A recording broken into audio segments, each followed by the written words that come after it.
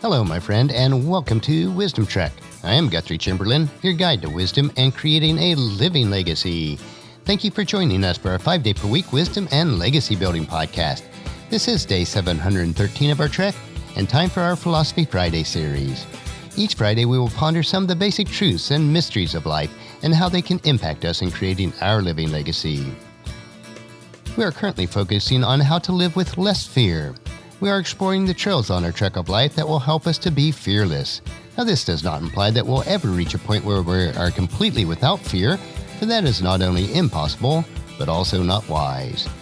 There is a time and a place for an appropriate level of fear, but most of the fears that we experience on a daily basis has no grounding and can be eliminated as we grow in wisdom, insight, and understanding. So our objective today is to experience a FearLess Friday on our trek of life. We are broadcasting from our studios at the Big House in Marietta, Ohio. This year for our family and many others, it has been a bit of a trying time. With our granddaughter's Hazel's leukemia, me breaking my femur bone from a fall from a ladder, employment issues, and death of close family members, it is a time where we need courage to get through. With the recent hurricanes, fires, and shootings that are impacting our countries and countries around the world, many thousands of people need courage to carry on with their trek of life. With these thoughts in mind, today on our trek, we will explore how we need to be of good courage.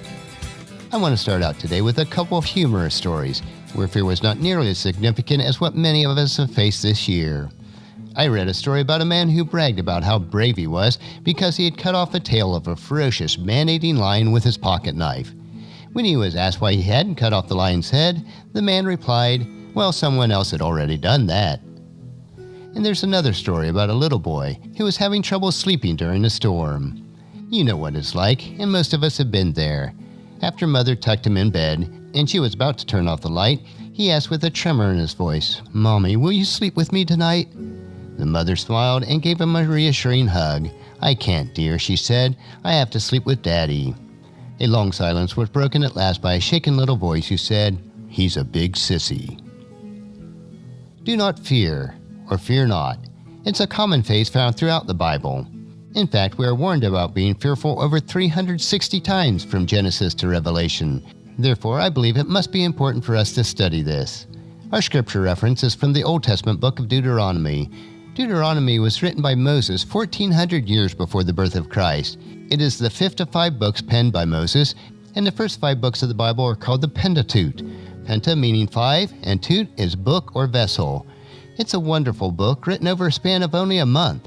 It is a compilation of speeches written by Moses, who lived to be 120 years old.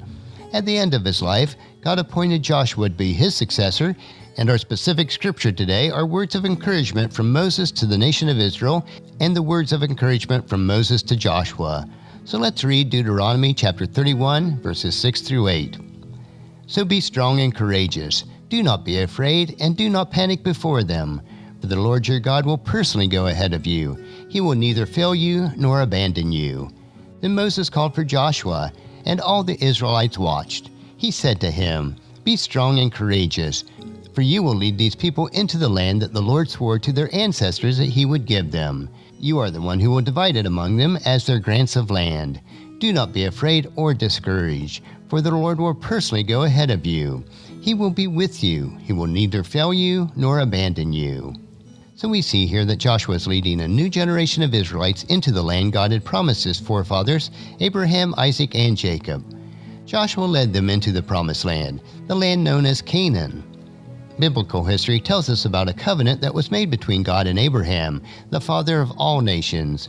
And this is found in Genesis chapter 12, verses 1 through 3, and he gives us these powerful words from God to where he says to Abraham, "Leave your native country, your relatives, and your father's family, and go to the land that I will show you. I will make you into a great nation. I will bless you and make you famous, and you will be a blessing to others. I will bless those who bless you, and curse those who treat you with contempt. All the families of the earth will be blessed through you."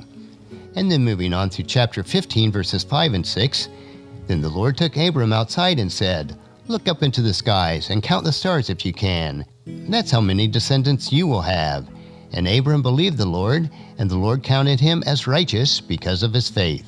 As far as we are told in the Bible, Abraham had never heard the voice of God before this first encounter. Whether God appeared to him in physical form during the first encounter, we don't really know. But it is clear that he did in the second encounter that we read today. Although Abraham may have initially had some doubt and fear, he followed God's instructions because he had faith.